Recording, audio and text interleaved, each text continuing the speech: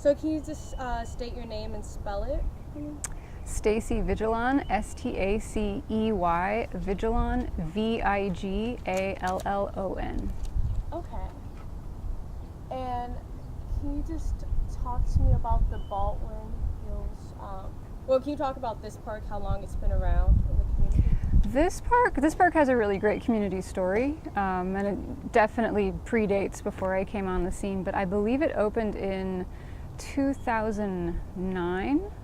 And before that, it was a very long community battle to get it to be a park as opposed to a housing development. And if you get a chance, like up at the visitor center, they have video footage that gives you a little bit of background on the park and which community members were involved in getting it to be a park and not a housing development. Okay. So.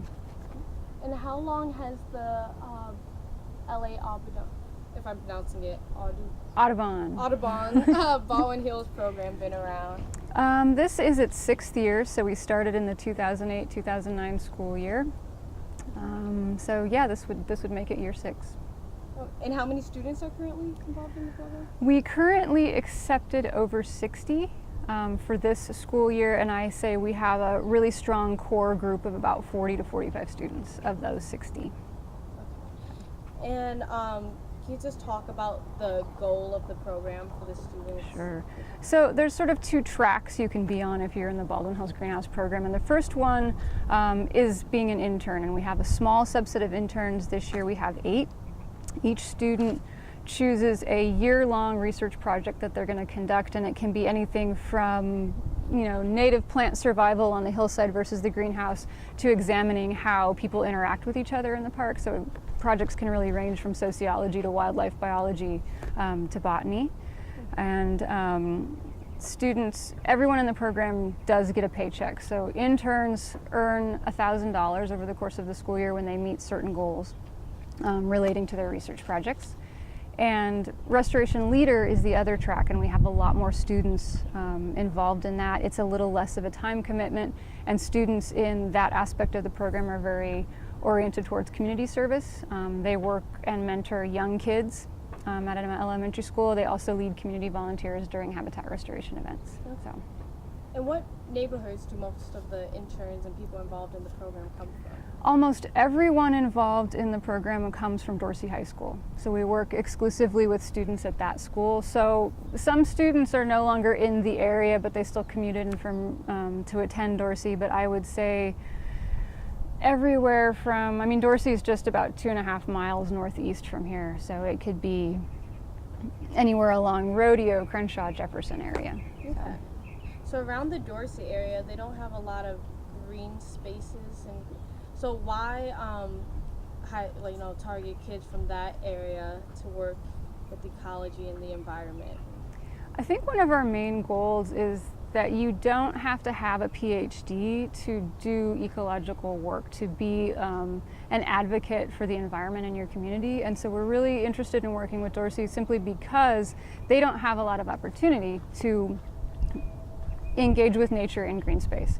And so we're really excited to work with those students and get them here, which is within walking distance of their school, and really get them involved in a project that puts them front and center in working to make positive change in their community in terms of the environment, issues with food. There is a campus garden that has both food and native plants. We try to integrate activities with that. We work closely with the Eco Club advisor and the environmental stewardship teacher, the marine biology teachers, to really get students engaged. So. And what, so from the beginning of the program to the end, how do you see students change and grow in that way, working with the environment? I think a lot of it comes down to pride in their accomplishments. So they may come to the program, knowing very little about the environment, but once you've put in a lot of native plants and you've taught, a 3rd grader about beach ecology and threatened species at the beach, you emerge with this really strong skill set and you're very comfortable talking about the work you do. So I think it's great if students want to go on and study science in college, but I think more important is the idea that you're leaving high school and potentially becoming a voter and a future parent, and you have a strong foundation in why the environment is important to your community. Okay. And how do you identify students to be involved? How's that like application process or bringing students in? We work closely, again, with the environmental stewardship teacher and the marine biology teacher. And students throughout the school year, even if they're not in our greenhouse program, if they're in the Eco Club, they're invited to participate in certain events. So students who have an interest in the program ask for an application, they fill out the application, they sit through an interview. So students are very self-selected. And one of the things that we're really proud of with the Restoration Leader Program in particular is that it serves a really wide range of students, from super nerdy overachievers to students maybe who are struggling academically, to athletes, to special ed students. So we really aim, if you have an interest, then you are welcome in the program. It's not about GPA, it's not about who's going to college necessarily. It's like we're really excited to work with anyone who is interested in this kind of work. Okay. So. And like obviously this is a very large park with lots of native plants. Are there any other areas in South Los Angeles with extensive green spaces? An even bigger park is Kenneth Hahn, which is just the next hill over, and I don't know what the acreage of that one is, but it's huge. And a lot of people don't know about it, but it's a fantastic, I think, in my opinion, one of LA's best parks.